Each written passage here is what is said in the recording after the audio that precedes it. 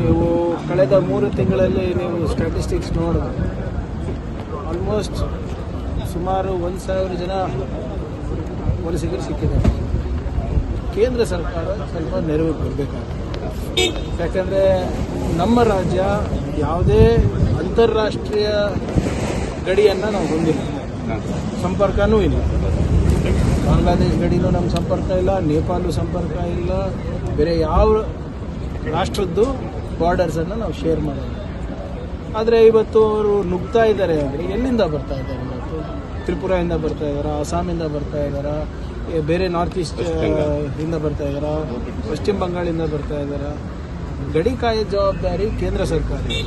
ಅವ್ರ ಜವಾಬ್ದಾರಿ ಸರಿಯಾಗಿ ನಿರ್ವಹಿಸ್ತಾ ಇಲ್ಲ ಅಂತ ನನ್ನ ವೈಯಕ್ತಿಕ ಅಭಿಪ್ರಾಯ. ಇಷ್ಟು ದೂರ ಬರ್ತಾ ಇದ್ದಾರೆ ಅಂದರೆ not only hour international borders have become Porus, but also other state borders also have becoming Porus ಅಂತ. ಮತ್ತು ಇತ್ತೀಚೆಗೆ ಒಂದು ಹೊಸ ಟ್ರೆಂಡ್ ಪ್ರಾರಂಭ ಆಗಿದೆ ಸೋಷಿಯಲ್ ಮೀಡಿಯಾನಲ್ಲಿ. ಸುಮ್ಮನೆ ಹೋಗೋದು ಸ್ಲಮ್ಗಳಲ್ಲಿ,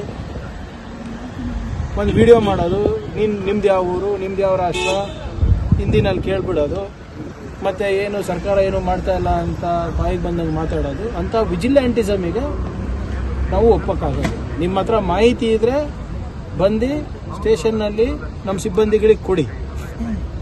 ನೀವು ಸೋಷಿಯಲ್ ಮೀಡಿಯಾ ಹೀರೋ ಆಗಕ್ಕೆ ಹೋಗಿ ನೀವು ಅಂತಾರಾಷ್ಟ್ರೀಯ ಈ ಜಾಳ ಏನಿದೆ ಅದನ್ನು ಬಲಪಡಿಸ್ತಾ ಇದ್ದೀರಿ. ಗೋಪಾಲ್ ಜೋಶಿ ಅವ್ರ ಮೇಲೆ ನೋಡಿ, ಇದು ನನಗೆ ಕೇಳಿದ್ರೆ ನಾವೇನು ಹೇಳಿ, ಈಗ ಯಾರೋ ಸಂತ್ರಸ್ತರು ಬಂದುಬಿಟ್ಟು ಕಂಪ್ಲೇಂಟ್ ಕೊಟ್ಟರೆ ತೊಗೊಳೋ ಜವಾಬ್ದಾರಿ ನಮ್ಮದು. FIR ಮಾಡಿದ್ದೀವಿ based as per the law. ಈ ಪ್ರಶ್ನೆ ನೀವು ಕೇಳಬೇಕಾಗಿರೋದು ಪ್ರಹ್ಲಾದ್ ಜೋಶಿ ಅವರಿಗೆ. ಅತ್ಯಾಚಾರಿಗಳೆಲ್ಲ ನಿಮ್ಮ ಸಂಬಂಧಿಕರಿದ್ದಾರೆ, ಮತ್ತೇನಾದರೂ ಅಂದರೆ ಅವರೇ ಹೇಳ್ತಾರೆ ಇಲ್ಲ ನನಗೆ ಅವ್ರಿಗೆ ಸಂಬಂಧ ಇಲ್ಲ. ಈಗಲೇ ಅವ್ರ ಹತ್ರನೂ ಹೇಳ್ತಾ ಇದ್ದೀನಿ ನೋಡಿ, ನನಗೆ ಅವ್ರಿಗೇನು ಸಂಬಂಧ ಇಲ್ಲ. ಪ್ರೆಡಿಕ್ಷನ್ ಈಗ ಹಿಂದೆ ಆಗಿಲ್ವಾ ಸರ್?